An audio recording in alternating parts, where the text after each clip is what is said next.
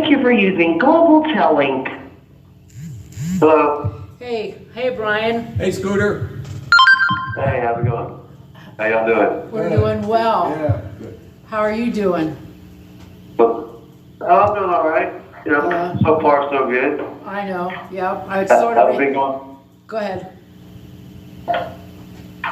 Do what? It's sort of a rhetorical question, actually. It was since we've been going. Yeah. So what's your latest in your situation? Oh, everything. Nothing's really changed. Still the status hearing. I'm going through doing a motion right now for a bond reconsideration. So we're just trying to get that done. See how that comes out. That's where I'm at right now with my case.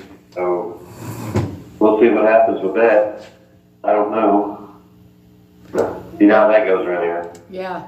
Do you know when the bond hearing is set for? We don't know yet. I got a date for December 19th. But my lawyer, I have another lawyer now. I have two lawyers actually. So I got one writing the motion, and she's still in the middle of writing it. She said it took her probably a couple of weeks, 2 or 3 weeks to write it. You know, it takes the courts another 2 weeks to decide on it, and another week to write a motion back. So Right. it's probably somewhere in January I'll know something. So there's not. Probably middle of January, to be honest. Yeah, there's not an actual hearing that's scheduled. It's just paperwork going back and forth. Yeah, it's just we're going back and forth so far, so there's not an actual hearing yet. So We now, won't get an actual hearing until the judge approves the motion. oh, okay. Now, how does this affect the status for sentencing?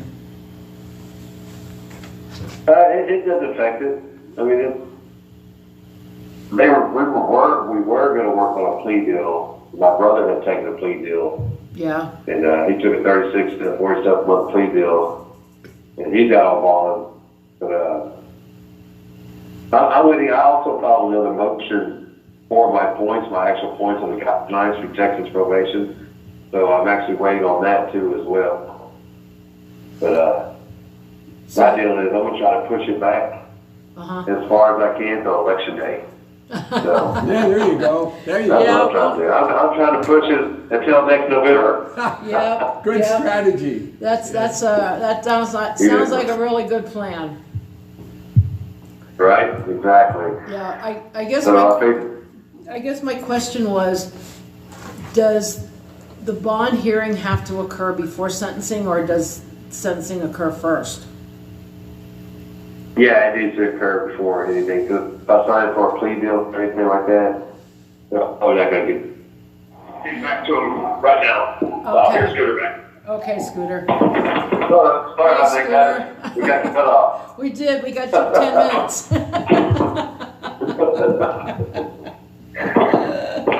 Oh my.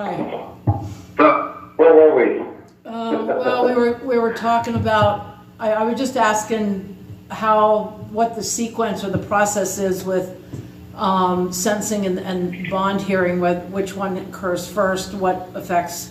Does one affect the other, or it just determines whether you have to do your sentencing in or out? Right, I think it's like everything is a motion that has to be filed in the court system here, and everything is a long, drawn-out process. So, I've got the bond motion fixing to go through, and I've already sent out a motion for my actual criminal record points out of Texas probation.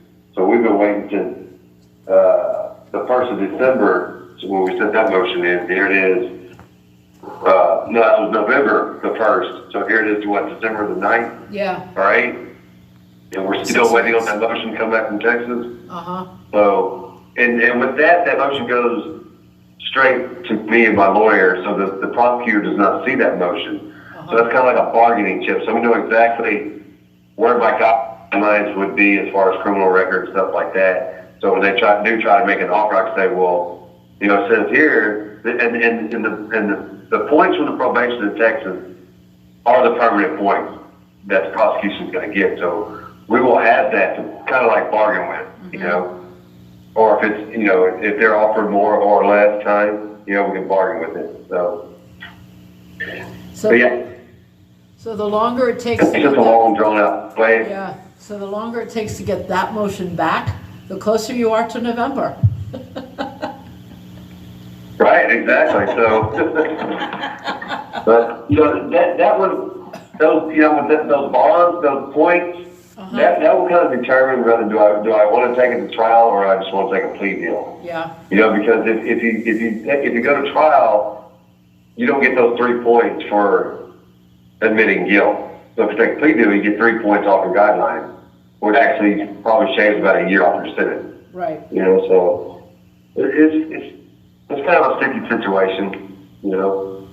Yeah. Do I want to take 7 years or do I want to take 5 years? You know? Right. Yeah. Yeah. But we all know that we're going to trial. It's a lose-lose situation. You're gonna get them guilty regardless. Right. So, Right. That seems the way it has gone for so many of you guys. yeah. So what's the general atmosphere about the lawsuit that Supreme Court's going to consider? I think Jake's part of that. The 1512. Yeah, the other Yeah. couple other two guys. Yeah. I don't know. It's kind of funny because the same judge that's kind of brought that up. It says it's unconstitutional or whatever the case may be, but he's still convicting people of 1512 in his courtroom.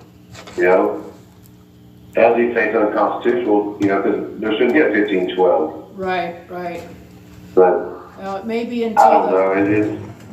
it may be until the Supreme Court rules on that. He feels that he can do it anyway, because it's not.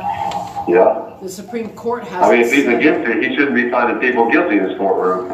True, absolutely. You know? But until the Supreme Court says it's unconstitutional, he probably feels that, you know, he can continue to do it because the Supreme Court hasn't said it's unconstitutional. Right. Who knows? We'll see. You know, that's what the American government is, a whole different entity than anything else I've ever, you know, encountered in my life. Yeah, and it's way different than it was 20, 30 years ago, too. It's a real eye-opener, isn't it, Definitely, Brian? yeah. It is a real It definitely is. Yeah. I mean, you know, the American government is, you know, it's the biggest government in the world. And I would say probably the most corrupt and most evil government, too. You know, and people think, you know, America is a great country, but our government is not. There's a reason why they're so powerful. Yeah. The most powerful in the world. Because they're crooked. They're evil. Well said, Brian. I've heard it said recently that the city of Washington, D.C. is the most corrupt, evil, and powerful city-state in the history of the world. If I had heard that said 5 years ago, I said, what? But now I believe it. Yeah. Because it's plain to everybody. Yeah. Yeah, I mean, it's in plain sight. I mean, Yeah. of course, I mean, Joe Biden's getting away with so much. It's obvious. You know, they indicted his son, you know, this week, but they know what's going to happen. Joe Biden's going to step in and he's going to pardon his son, just like Trump would or anybody else would, you know. That's only going to go so far. It's like they're showing, oh, look, it's not a two-tier justice system. We're indicting the president's son. See, we can do it just like we do you. But we all know it's a sham. It's just a showing. Yeah, and That doesn't matter if he gets indicted. I think it's a ploy to make it look like you said, everybody's being treated the same. So it takes the heat off of Joe, considering running on for 2024. Yeah. It's cosmetic. It I don't is. know. Yeah. These people, unfortunately, in the ways of evil, they know what they're doing. You know, the alphabet agencies, I'm starting to learn what I can of the history of all that stuff. You know, the DOJ, FBI, CIA, and all of the rest of them. And it's been going south and sour for decades. We just didn't know it. Yeah. At least the average Joe didn't. Right. Yeah. Yep. And I know one thing about the left. The left side of the aisle, they're very evil, they're very crooked, and they also stick together. The right side of the aisle, they have no backbone. They're spineless. Yeah. They cut each other out. We're You know, fractured. there's no loyalty. Yeah. As much as the left, they might hate each other, but they stick together. The Republicans don't. The right side's just completely in shambles. They're spineless. They're unorganized. Yeah. In the sense that's understandable, I mean, it's not excusable, but conservatives by and large believe Right. in individual rights. We believe that, okay, I have the right to do what I want to do Right. within reason. So conservatives kind of naturally have a harder time sticking together. It's unfortunate given what we're facing. Right. But yeah. Yeah. Yeah, that's what I was gonna say. Republicans and conservatives tend to be more independent because, we're free thinkers and we have our own ideas and our own opinions. But you're right, we're at a point where we have to lay some of that aside and come together and just join forces and be loyal to the cause generally, rather than picking it apart and picking this one and that one, and I'm only going to support this. Yeah, exactly. It's time to stick together.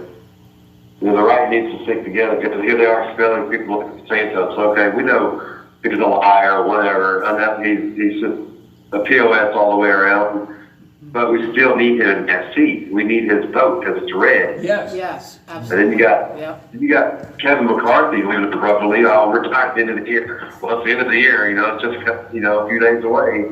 That you're leaving your seat. So we got that. And then there's another guy I heard is fixing to leave his seat. So I think we're only 4 or 5 ahead in the House of Representatives right now. I think it's fixing to leave us 1 seat ahead, maybe 2 if we're lucky. Yeah. Because the Republicans are dropping it up. And McCarthy's seat, he's from California. Don't think one of these people from California, the Democrats, are going to take that seat over if they can. And they probably will. So they'll probably get the House back, in which, everything will probably crumble back down. Yeah, the other guy's name is George Santos, and I think he's already resigned, if I understand right. He was not. He didn't resign. He was voted out. He was forced out. Okay. He was forced out. Yeah, he was forced out. Yeah, and they already talked. They're going to replace him with a Democrat, I think, at least temporarily. Imagine that. Yeah. Well, they are. Yeah, imagine that. Yeah. just Brian, just like Pennsylvania. Pennsylvania, I know, it's sad, it's funny, it's not funny, but Pennsylvania has a clause in something with the voting laws that in Congress, if someone is voted in, there's a time frame where if they leave office within that time frame, there has to be a special election. If they last through that time frame, then the governor can appoint someone. So everyone assumed that Fetterman would not last through that time frame or we'd have a special election. Well, not. That's when there's voting fraud and stuff like people like Fetterman being in office. You're right. That's so obvious. It is really so I don't think there's obvious. anybody in Pennsylvania that's stupid enough to vote that guy in. No, you're right. I wouldn't think. I don't know. Yeah, I don't know anyone who voted for him. Oh, I do. Some of my neighbors. I went around knocking on doors for Mastriano and Oz. Not that I was super crazy about Dr. Oz, but he was the better choice. But I couldn't tell you how many of my goofball neighbors said, "Oh, I'm voting for Fetterman." Really? Well, I better not say anything, or I'm gonna insult you. I don't want to ruin my life. You'll be calling us for bail money. Yeah. Okay. Well, we're just going to end that conversation right now. Yes, we will. Yeah. Okay. Thank you. It's completely pointless. It looks like it's starting to rain. I better run. Yeah. Exactly. Yeah, I mean, it's just pathetic. And if it weren't so pathetic, it would be funny, but it's not. I don't know how many days the man has actually sat in Congress, and they actually changed the dress code so that he could come into the Congress or the voting room. What is it called? The chamber. Wearing his sweats and his hoodie sweatshirts. Yeah, who wears a hoodie sweatshirt, a pair of shorts, and flip flops to the chambers? To Congress. I know. And so what he was doing was, as long as he had 1 foot outside the room, he could dress that way. And then finally somebody decided, well, why don't we just change the dress code? Then he'll be able to come in all the way. I'm thinking, you know what? Have Daddy buy him a suit. For real. Have Daddy buy him a suit so he can look presentable and come in as a professional. Well, appears to be a professional into the chamber. I mean, it's just like, oh my. It's just. For people who take that guy serious, it's just insane. It's just beyond insane. Poor guy looks like Sasquatch. But we had the Patriot group that I belong to. It was kind of a common joke for a while. After they first started talking about Biden running, they said, well, his running mate's going to be Fetterman. Then they said, maybe he'll be able to put together 3 or 4 sentences without stumbling through 5 or 6 words. Right. Like, why not? We got Joe Biden in office too, right? I mean, that's pretty much the same thing. Oh, I know it is, yeah. That's why they were saying that they should be on the same ticket. Yeah. But anyway, how's it going up there in Pennsylvania? Is it cold yet? Y'all get any snow yet? Well, we had some snow yesterday. Let me say Thursday morning. Not a lot, but it snowed 3 or 4 hours. But You have 1 minute remaining. Thank you very much, ma'am.